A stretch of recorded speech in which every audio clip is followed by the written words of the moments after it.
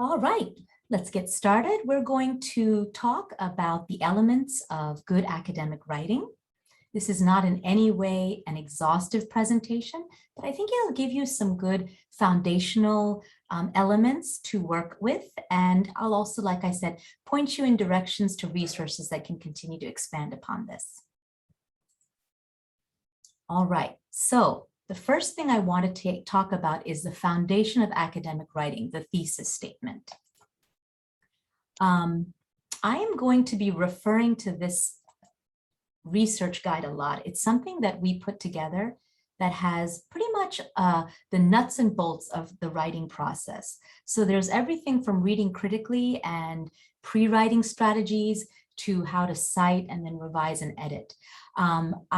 When I send you this presentation, I recommend you go to this website and bookmark it because I think it's something that you'll refer to a lot as you go through writing. There's also a tab at the end that gives you information about how to both contact us and contact the library because you're going to be doing a lot of scholarly research, and research and writing go hand in hand. So this will definitely be helpful to you as you proceed through your degree. So like I said earlier, the foundation of academic writing is the thesis statement. You want to think about the thesis statement as a clear, concise answer to whatever question is being posed to you. So it could be a question from your professor. It could be a research question. It could be a question for discussion. A lot of students think about thesis statements as being statements that they only write when they're writing a long argumentative paper or a long research paper. But I think you'll find that if you start with what is the main idea I'm trying to say and what supports that main idea, if you start with that and you craft a nice clear statement for that, you'll end up having a really nice organized paper. You can do it for a discussion post. You can do it for a reading reflection. Let's say your professor asks you to summarize an article. Your thesis statement might be, this article touches on the 3 elements of biblical hermeneutics. There you've got a clear purpose, and now you know how you're going to structure your response. So think of thesis statements as being a map for all kinds of academic writing. I'm not going to go through this presentation right here, but I recommend you look at that when you have some time. But it covers the main elements of a thesis statement, those being a claim and support. So if you think of a thesis statement as claim and support, the first part of your thesis statement is some sort of argument. What am I claiming is true? And very often for good thesis statements, you want to think in terms of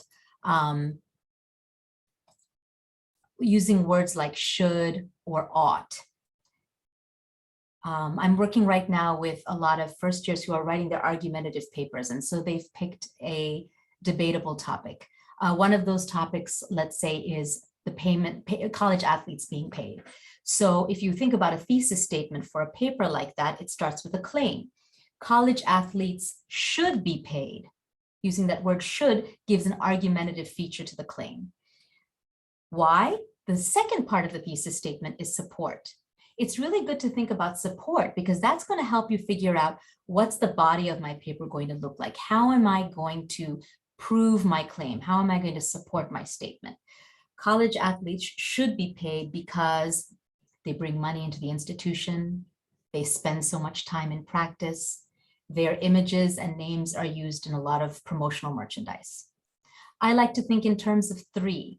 You know, the rule of 3, our minds do well with three items: life, liberty, the pursuit of happiness, blood, sweat, and tears. It's just easy to remember 3.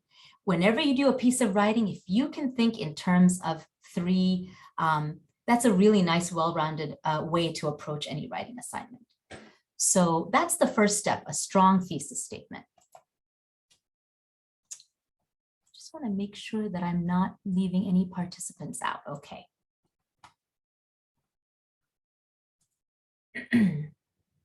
So once you've gotten your thesis statement set, now we're going to go into what we're writing. And I want to just talk about the hallmarks of good academic writing.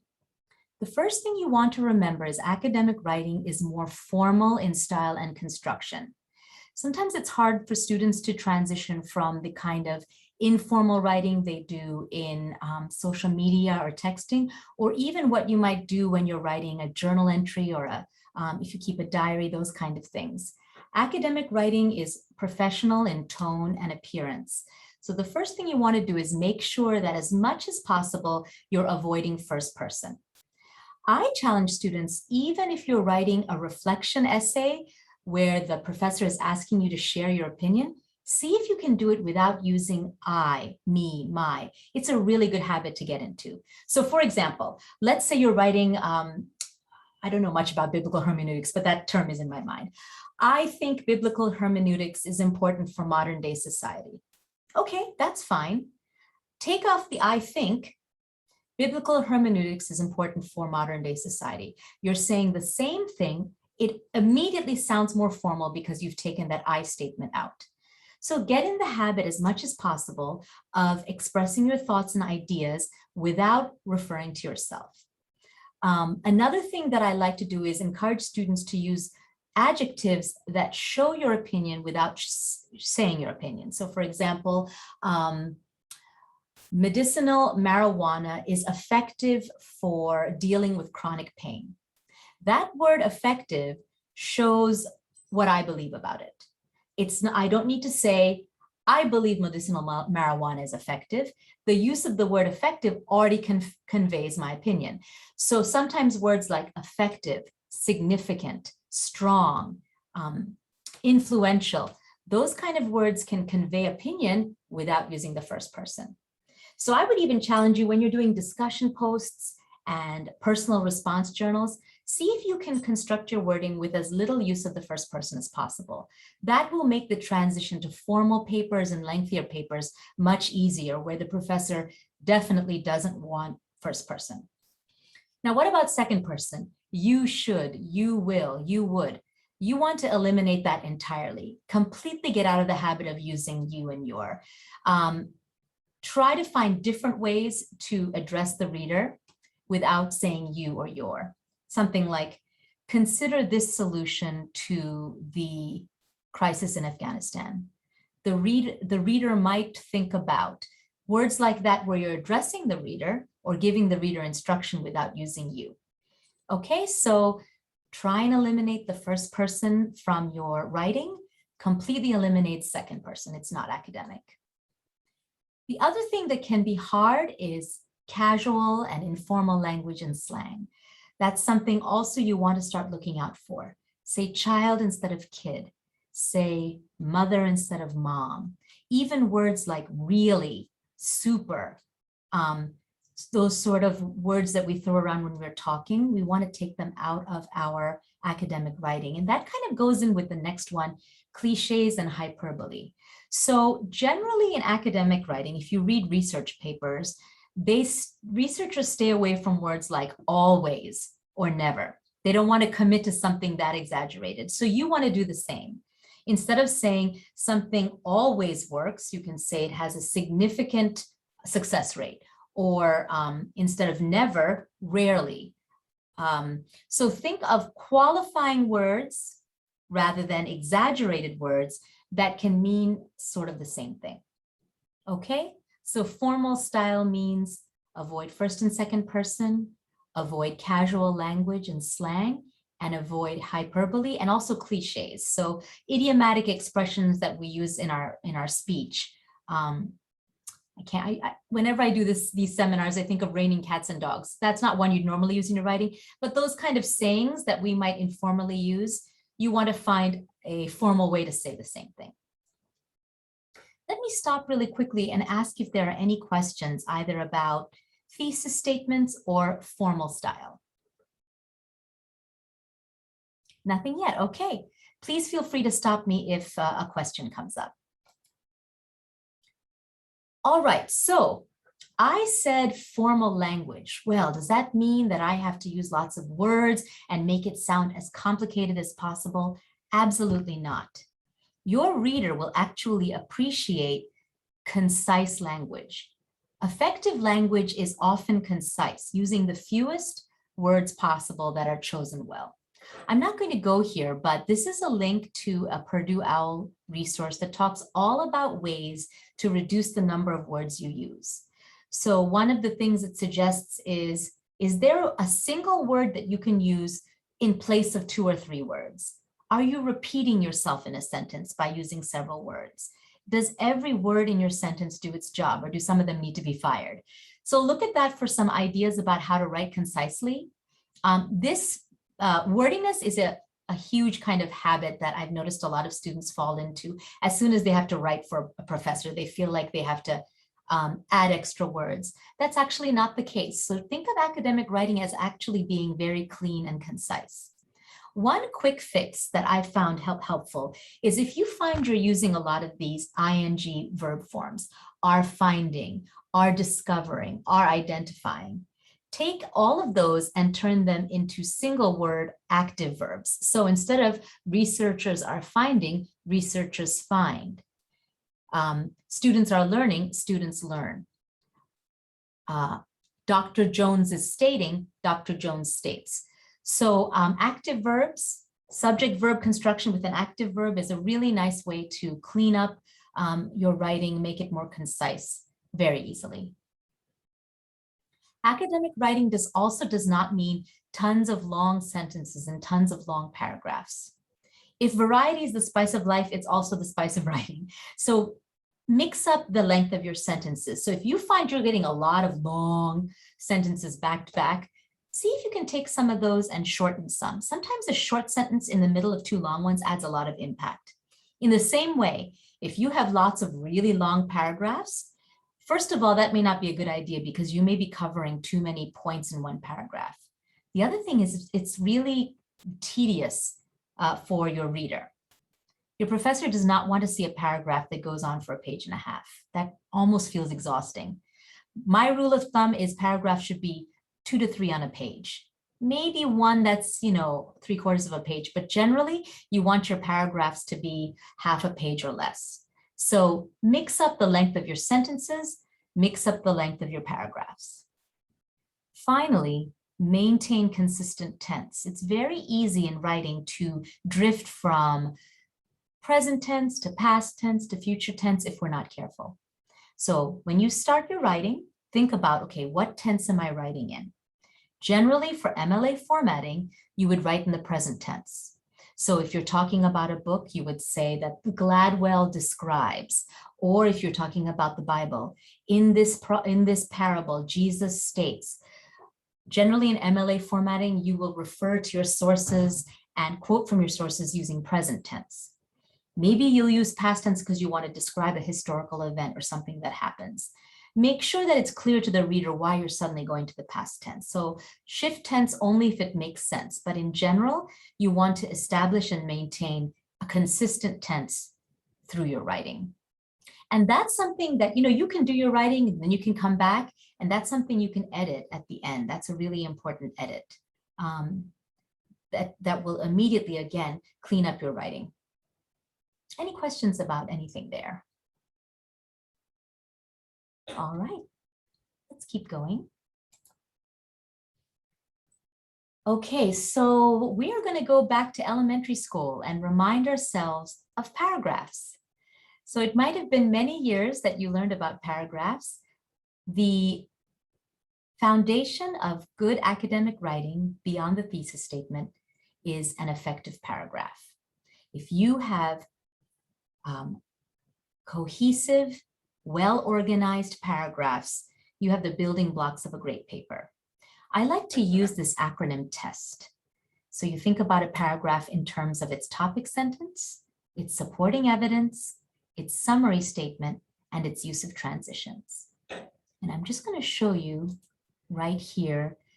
This presentation right here gives a lot more information and examples of what that looks like. But I'm going to go back to our presentation right here and just talk very briefly about these 4 elements. First of all, you want to think about the topic sentence. What is this paragraph going to be about? I like to think about the topic sentence being the topic and a controlling idea. So if your paper is on paying college athletes, the topic sentence for a supporting paragraph would start with the topic, college athletes should be paid, and then a controlling idea because they spend so much time practicing. Now that paragraph is going to focus exclusively on this idea of college athletes' practice schedule. It's not going to talk about how they bring in money to the university. It's not going to talk about how coaches are paid. It's focused completely on that topic sentence. If you find in your paragraph that you have a topic sentence and you're starting to write and a whole lot of stuff is coming under it, maybe your topic sentence is too broad. So you want to think of a very narrow focus for your paragraph. So first, be intentional about a clear topic sentence. What's my paragraph about? Follow it with evidence, distinct, relevant pieces of evidence that support the topic sentence. If they don't have anything to do with the topic sentence, even if they're interesting, save them for later. Make sure that the paragraph is only about that topic sentence. S, summary statement. This is something a lot of students neglect. At the end of your paragraph, round it out by reiterating your topic sentence. For these reasons, for the demands of the college athlete practice schedule, college athletes deserve to be paid. You may think that sounds repetitive, but for your reader, it's actually giving them signals to remind them, okay, this is her argument. I'm starting to see her point because she's creating this nice circle for me. I like to think of good paragraphs as like bubbles where they are so well structured that they can be self-contained, but you put them all together and they form a beautiful argument. So think about the sort of the cohesiveness of the paragraph. Finally, transitions. A lot of us use transitions at the beginning of paragraphs, right? First, blah, blah, blah. Second, but even think about transitions within your paragraph. If you're giving a lot of examples in the paragraph, how could you connect those with transitions? For example, in addition, furthermore.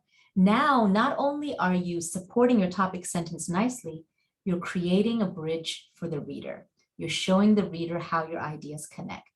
I'm going to talk a little bit more about transitions later, but transitions take what I would say is an average paper to an excellent paper if transitions are used well, because you start doing the work of building ideas together for the reader. All right, so you have a paper, you've been given a topic, and you need to write. Begin by answering the question with a thesis statement. What's the main purpose of this paper? What am I going to argue? What are my supports for that argument? Once you have a nice, clear thesis statement, start listing the topic sentences that will support that thesis statement. If you think of your paper in terms of topic sentences supporting the thesis statement, you'll keep your organization in mind. You'll make sure that everything connects. If you just start writing, you may have some good content there, but it may not be organized. You may end up throwing in things that are not relevant. It may go all over the place. If you keep your thesis statement in front of you like a map, and then each topic sentence is steps in that map, you're going to stay on point. Once you've got your topic sentences, next start figuring out, okay, now I'm doing academic writing. It can't just be what I think. It's got to be what the research says. Let me find research material, evidence, to support each of my topic sentences. My suggestion when you're writing a paper, find at least 2 sources to support each topic sentence. That means every paragraph is going to have at least 2 citations. One source is fine, but a reader could say, well, okay, that's one person's view. 2 or more shows, okay, there's some proof, there's some substantiated evidence for this idea. So a good rule of thumb is actually 3, but sometimes that's hard. Can you find at least 2 pieces of evidence to support that topic sentence? So now you've got your map, you've got your thesis statement, you've got your topic sentences, you've got your sources. Now you can start to build your paragraphs around each of those topic sentences. It will really keep you organized. You'll know where you've stopped and where you need to start. It'll help you when you're editing because everything will be in place. If you want to get advice from someone, you'll be able to show them, okay, here's where I'm going with my argument.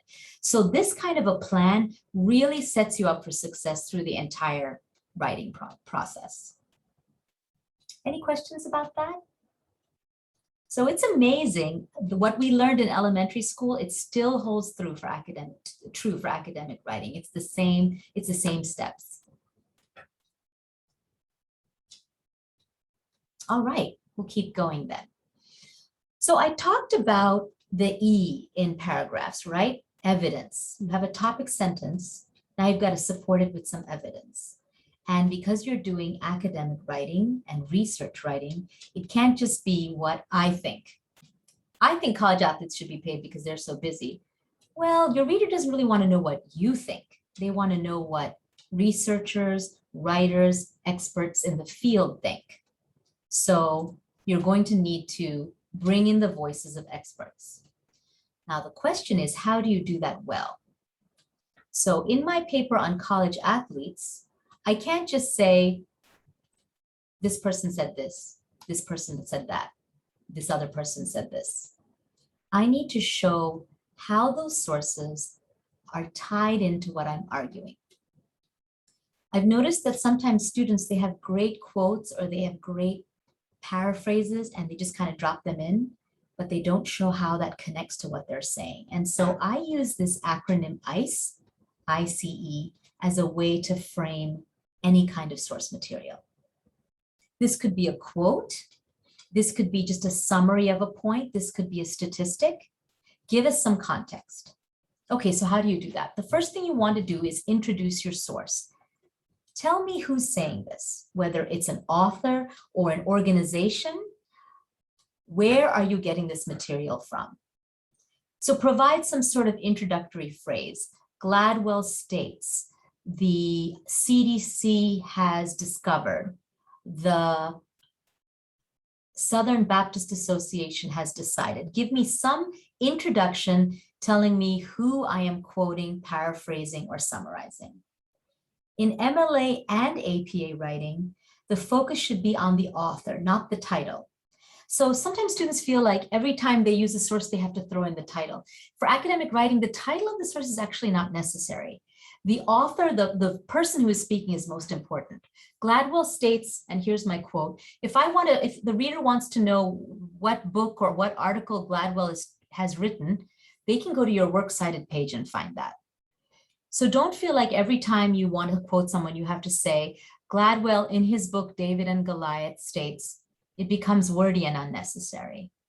If there's a pivotal book that you need to talk about because your professor has asked you to comment on it, here and there, it's fine to sprinkle the title in, but emphasis on the name of the author. And in MLA and APA writing, last name of author is all that's needed. Okay, so you don't need to put the first name. You actually don't even need to put the credentials, doctor or anything like that. You can just put the last name. All right, so introduce your material, cite your material. And this is where I was asking about MLA or APA. This is where you give credit to the source, whether it's a quote, direct quote, whether it's a paraphrase of someone else's words, or whether it's just a summary of someone else's points. Even if it's in your own words, if it's someone else's idea, you need to give them credit. For both APA and MLA, the last name of the author is necessary. In APA, you need the year of publication. In MLA, you need the page if the page exists. If it's a print source, if it's an online source and you don't have a page number, then you leave it. So as you're doing research, make sure that you keep track of those things, that you have all the bibliographic information for your sources.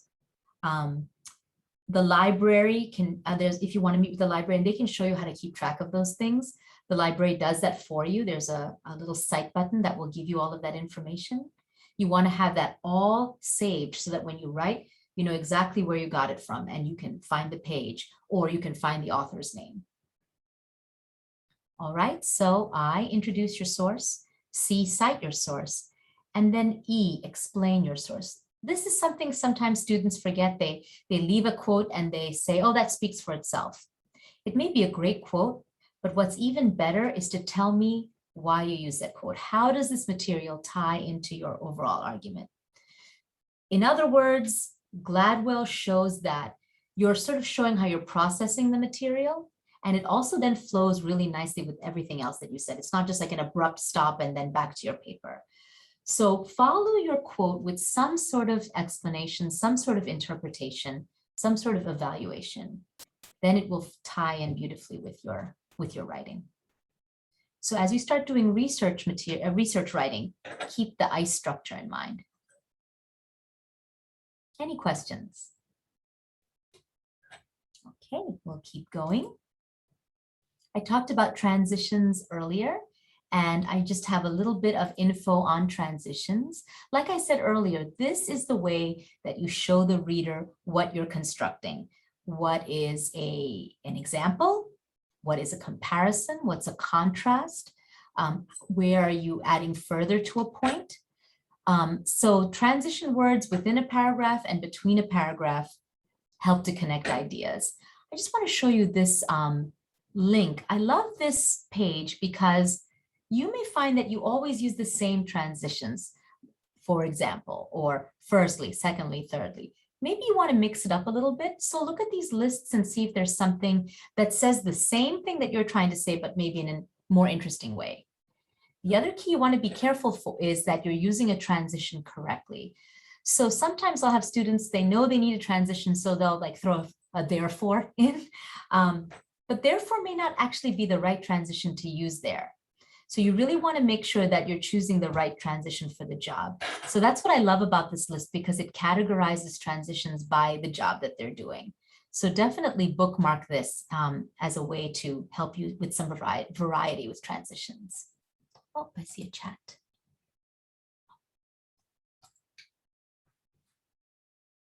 All right, back to the slide here. This next idea I've found is a really beautiful way to connect your paragraphs. So remember when we talked about paragraphs ending with a summary statement? A really nice thing to do is not only summarize the paragraph, but give me a little key or hint as to what's to come. Not only should college athletes be paid because of their hectic practice schedule, but they should also be paid because of the huge revenues they bring into the university. Now my reader knows that the next paragraph is going to be all about revenue that college athletes bring. So consider that last sentence in your paragraph as kind of a chain. It summarizes the current paragraph and it leads to the next paragraph. And that really adds flow. Now your reader knows what's coming next. And the paper has a really nice flow to it, a really smooth flow. I have included a link here, again from Purdue OWL, that gives examples of how to do this. Try it in your writing. The next time you have a series of paragraphs, give this a try. And I think you'll find that it will really help your the logical flow of your paper to shine. Any questions? All right. Okay, writing is a conversation. You are, in a sense, having a conversation not only with your reader, but also with the other writers out there. When you're doing research writing, you're bringing in the voices of other people and you're responding to those voices. When you write about the Bible, you may be bringing Paul's words into your writing and responding to it. So remember, in a conversation, it's two-way. Your reader wants to hear from your sources, but they also want to hear from you. I've linked a book that I use in a lot of my writing classes that I think is fabulous, and it's called They Say, I Say. The great thing is you don't have to read the whole book. I just want to show you what is at the end.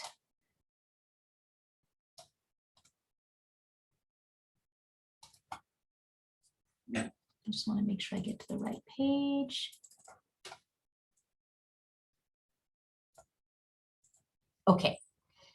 So this book has templates, and basically it's full of these phrases that you can plug into your writing that follow this they say, I say format, in the sense that they show ways to respond to writing in really creative ways.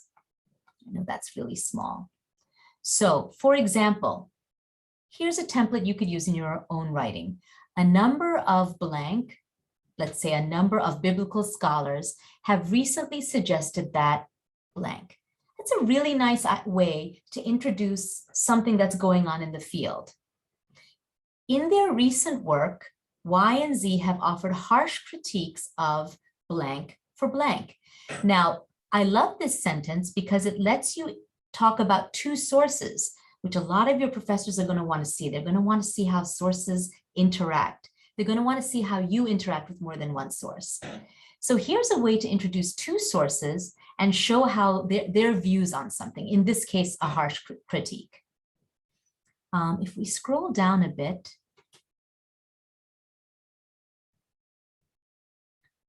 remember I introduced the ICE acronym, ICE, and I was introduced, right?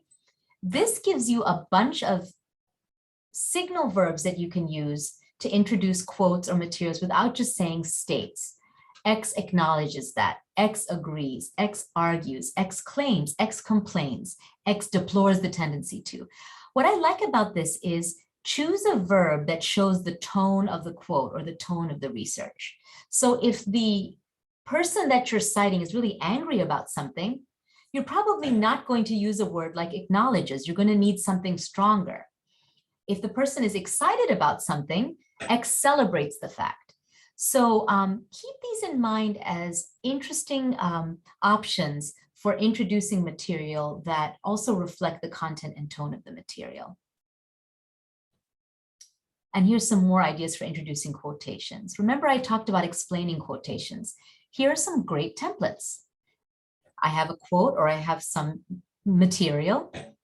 Basically, X is saying, and now you put it in your own words. You're reiterating what the quote says, and you're showing the reader, I understand it.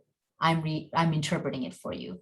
I like this one a lot. The essence of X's argument is that, and then put in the essence, especially showing it in a way that it supports your argument. X's point is that. I have students just plug these in. I actually give extra credit to my students when they use these and they highlight them for me. And it's amazing how you can take one of those and your writing immediately sounds more professional. And don't worry about plagiarism. The book talks about the fact that these are just English words and you're just basically taking phrases and using them. And there are templates for everything. Now, some of these you'll notice use first person and some of them don't. So I think X is mistaken because she overlooks. All right, that shows disagreement, but that's using the first person. You could do it again by saying X is mistaken because she overlooks, and there you show again your disagreement and you take out the I think. They also have some other ones that don't use the first person at all. By focusing on blank, X overlooks the deeper problem of blank. That's a beautiful template that shows your belief that the researcher is neglecting something. And you're using that without saying, I think, or I believe. So certainly tweak these so that they work for you, but consider using them. They're great to, after you've done your writing, they're great to go in and plug in places that work to just kind of add some extra, just sort of drama to your writing. So that's the book, They Say, I Say, and it's bookmarked right there for you. All right, MLA and APA styles. So we're going to go back to that research guide that I have been mentioning. And right here is a slideshow all about MLA. I'm going to highlight some key points from it. MLA and both MLA and APA really deserve kind of their own presentations, and we'll be doing more of those, so look out for those. I won't be able to cover everything about them, but I just want to show you some key things that I think will be helpful. And I will just focus on MLA because that's what most of us are doing. However, there are many resources right here for APA formatting. My favorite is this APA style tutorial. It's put out by the APA organization, and it breaks down very easily in a slideshow kind of fashion all the elements of APA style. I've put some of the important things right here, but the entire tutorial is fabulous. I also like to have a sample paper that shows me how everything should look, so you can check that out as well. All right, so really briefly, I'm going to skip some of this because some of it is just introductory. You want to make sure that if your professor requires Mla formatting, that you use it consistently. First of all, it shows your credibility as a writer. It makes sure that you're not plagiarizing, but giving credit to the people whose work you're using. And it's consistent. So your paper, if it's Mla formatted, will be the same as another paper. It'll be the same as other papers you write. So it follows a standard format. So consistency and credibility are the hallmarks of good Mla formatting. All right, the first thing, let me see.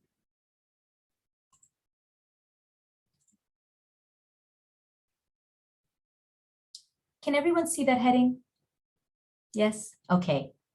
If you haven't done this before, this is what you're going to want your paper to look like at the top. All right, so your left heading should look just like this. Your first and last name, your professor's name, your course code, and the date. And the date is written in this like international format. And actually for Mla formatting, the date you put on the paper is the due date of the paper rather than the day you're writing it. Okay? And then the other thing you want to note is in the upper right-hand corner, you put your page header. It's your last name and the page number. I believe Microsoft Word has like a Mla setup that you can use. I might have another resource I can show you for that, but just visually, so you know, this is what your paper should look like. Mla formatting is very basic. So it's always double-spaced, Times New Roman 12 point. Nothing is bolded or underlined. As you notice, if you write a title, the title is centered, but it's not bolded or underlined or anything like that. It's a very straightforward style. Okay, and as I've said, remember with Mla formatting or any formatting, any information that did not come from you, whether it's in your own words or whether you're quoting, needs to be cited. Common knowledge, something that can be found in many sources, does not need to be cited, but generally, if you're not sure, cite it. Give credit for where you found it. All right. As I said earlier, Mla formatting emphasizes author's name, author's last name, and the page number where the information is found. So a citation for something found in a book by Jones on page 73 would look just like this. Parentheses, Jones 73. Notice there's no comma, there's no PG, no P, nothing. It's just last name page. That's if the book has one author, two authors, two last names with and written out in the middle. Three or more authors, you use the last name of the first name that shows up. So if there are three authors listed, whatever's first, you use that last name, and then you use this Latin phrase et al, which means and others. So three or more authors, it's just like that, and then the page number. If you don't have an author, especially if you're using an online source, then you use the name of whatever article that you're citing. Notice that article titles are in quotation marks. That would be a web page. Generally, those are the kind of things that don't have authors. Those titles will be in quotation marks. If you don't have a page, you leave it out. So one thing with Mla formatting is if you don't have the information, you just leave it out. So if there's no date, you don't write no date or no page, you just leave it out. Okay. There are a couple of examples of other situations. I just want to show you the Bible. If you are using the Bible in your paper, the first time you use the Bible, you want to write out the version you're using, you put a comma, and then after that, you put the citation. Don't worry about memorizing this. I know this is a lot. Remember this, you have this access to this, but I just want to kind of highlight it for you. Notice in in-text citations in MLA, a colon isn't used in scriptural reference, but a period. That's just one sort of weird MLA thing. If you use the same version throughout, you don't have to keep saying English Standard Version, English Standard Version. So after the first time you use the ESV, if you're continuing to use the ESV, you can just put the reference. If you use the new version, then you've got to write it out. If you go back to ESV, then you have to write it out. So every time you use a version, you've got to indicate it the first time. So my recommendation is pick a version and just stick with it. And then you won't have to worry about going back and forth.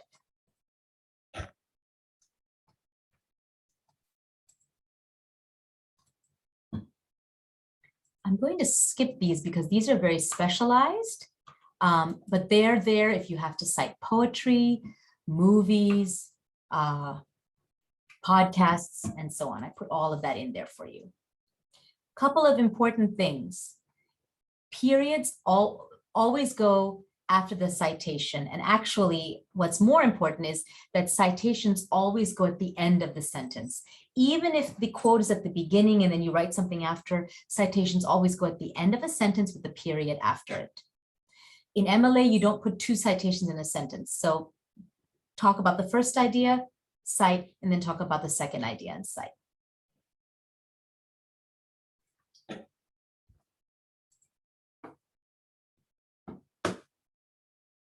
Okay, so I just went through how to indicate in your writing the sources that you're using. What corresponds with what you do in text is that final page, which is your works cited page. This is the page that shows all the sources that you used.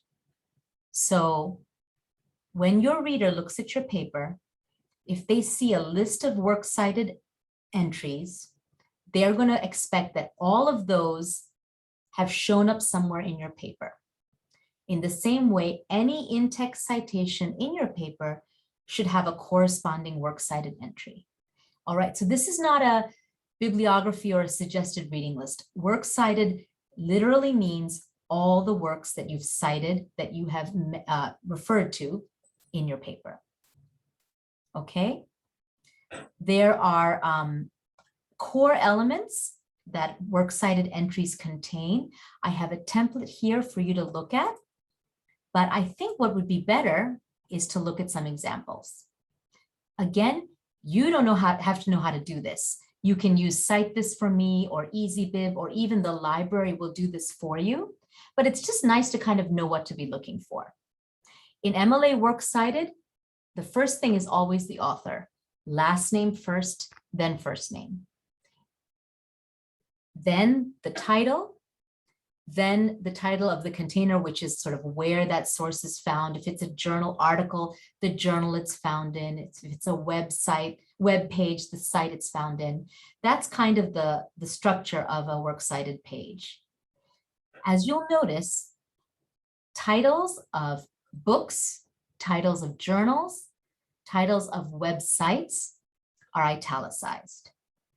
Titles of chapters, titles of short stories and essays, titles of articles are in quotation marks.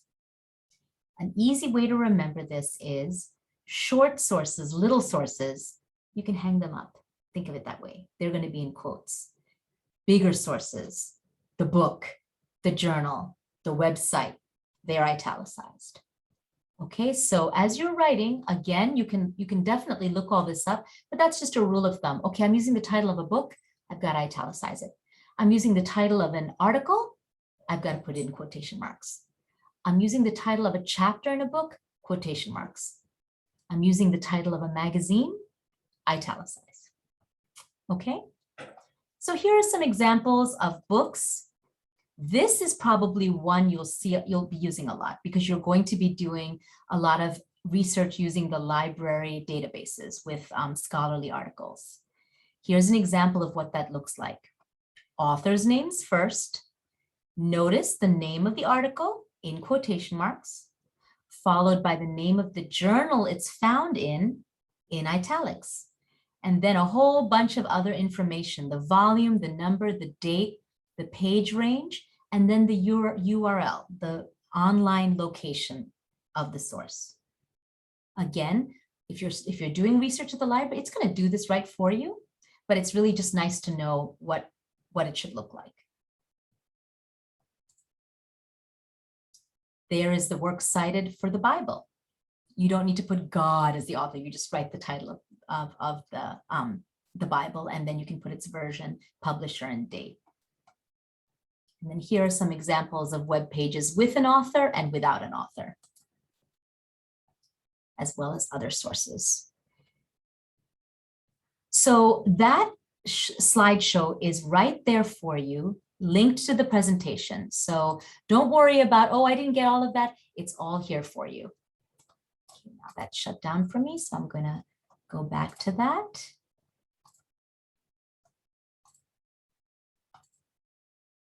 All right, maybe this is you right now. Oh my goodness, she said so much. Or I had this paper, what do I do? At the end is information for scheduling an appointment with us or contacting us. So whatever campus you're associated with, you can email, you can schedule an appointment through tutor.lbc.edu, or I'm going to be sending all of this information to you either later tonight or tomorrow. You'll have my email, so feel free to reach out to me, schurchville@lbc.edu.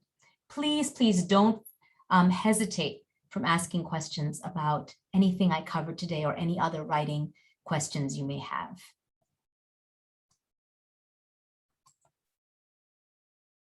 Okay, so I know that was a lot. I know it'll take some time to process. Any last questions that I can answer before I let you go? I'm just going to say thank you very much. And I do have to go now because I got to get someone too. Good. Okay. Thank you so much. It was very helpful. God bless you all. Take care. Thank you so much for joining us tonight. Absolutely. Thank you.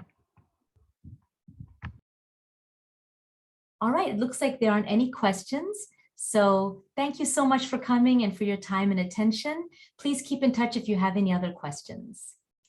I'll say good night. Bye, everyone.